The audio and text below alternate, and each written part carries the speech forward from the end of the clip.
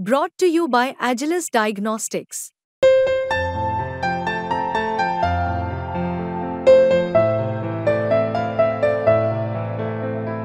Agilus Diagnostics. मला पुरोगामी शिकवतो एक माणूस इथला स्थानिक नेता पालकमंत्री मला पुरोगामी शिकवतो मला कोटपुतो संभाजी. माझा प्रश्न येते ना की 1.5 वर्ष हा विशेष न्यायप्रवेश नसल्याने तुम्हाला कोणी सांगितलं न्यायप्रवेश विषय, मग आज परवानगी कशी मिळाली?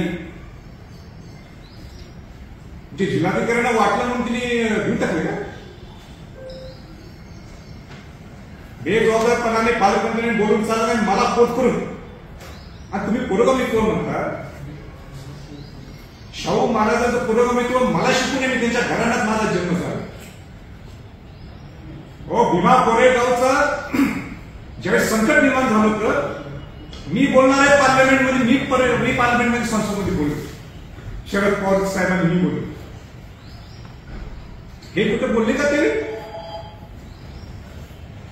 शाहू महाराजांची जयंती दिल्लीत पहिल्यांदा संसद भवन मध्ये जर कुणी सुरुवात केली असेल तर हा संभाजी छत्रपती. आजपर्यंत एकदाही शाहू महाराजांची जयंती ही संसद भवन मध्ये पार्लमेंट मध्ये झाली नव्हती. ते मी सुरुवात केली. मला एक पुरोगामी शिकवतो.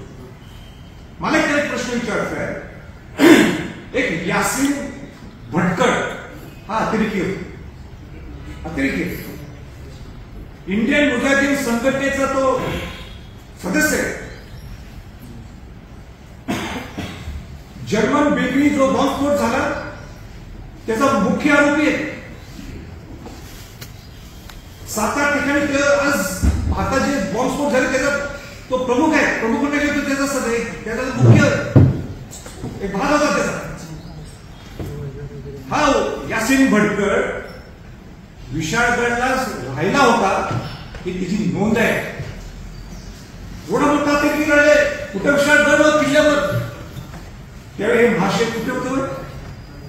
त्यावेळी याचं पुरोगामित्व लपलं होतं आणि मला शिकवतं पुरोगामित्व काय. शाहू महाराजांच्या घराण्यात, शिवाजी महाराजांच्या घरात माझा जन्म झाला आणि म्हणून मला काय पुरोगामित्व मला पूर्णपणे माहिती. गडकोट किल्ल्याचं मी प्रामाणिकपणाने काम करणार आहे आजपर्यंत. रायगड किल्ल्याचं आहे. तुम्ही किती गडकोट किल्ल्याला पैसे दिले? तो 5 कोटी रुपये मी विशाळगडला दिले पुरातन खात्यामध्ये. रामना जिथं तानाराणींचं वास्तव्य होतं ते 5 कोटी सुद्धा कोणी दिले नाही. माझ्या प्रयत्नातून गडकोट किल्ल्याच्या पुरातन खात्याच्या माध्यमातून दिले. हे त्याला दिसलं नाही. मग गडकोट किल्ल्यासाठी मी प्रामाणिक प्रयत्न करायला होता. अतिक्रमण निघण्यासाठी माझा प्रयत्न नसावा. 1.5 वर्षापासून मी माझा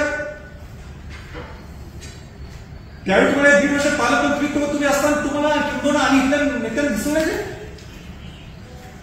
का? सरकारने सुद्धा का गांभीर्य घेतलं नाही? का प्रशासनाने गांभीर्य घेतलं नाही?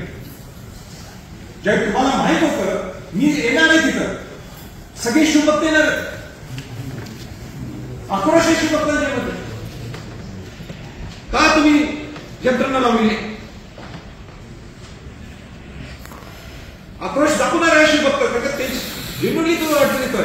अडचणी काय म्हणण्यापेक्षा बघायला लागलं तर काय चाललंय आता विशाळगड. ज्या विशाळगडनी शिवाजी महाराजांना संरक्षण दिलं, रक्षण केलं, स्वराज्याचं रक्षण केलं.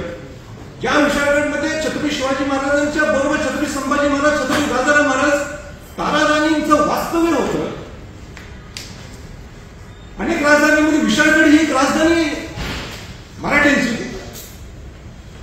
आणि या विशाळगडवर असा गलिच्छपणा जो चालतो तुम्ही सहन करू शकता? तुम्ही म्हणता संभाजीराजांचं पुरोगामित्व करायला नाही. तुम्ही स्वतः तुमचं पुरोगामित्व काय तुम्ही स्वतः आत्मचिंतन करा. कुठं पैसे इकडे गडबड केले तरी जाताना दुसऱ्या महायुतीमध्ये आयुष्यभर शाहू फुले आंबेडकर नाव घेतात आणि जातात दुसरीकडे. मला शिकवणे दिले कोणी शिकवणे मला मी प्रामाणिकपणाने करत आलेले, त्याच्या पुढे सुद्धा प्रामाणिकपणाने करणार. शिवाजी महाराजांचं, शाहू महाराजांचा आदर्श घेऊन चालणार हे संभाजी छत्रपती तसंच चालणार.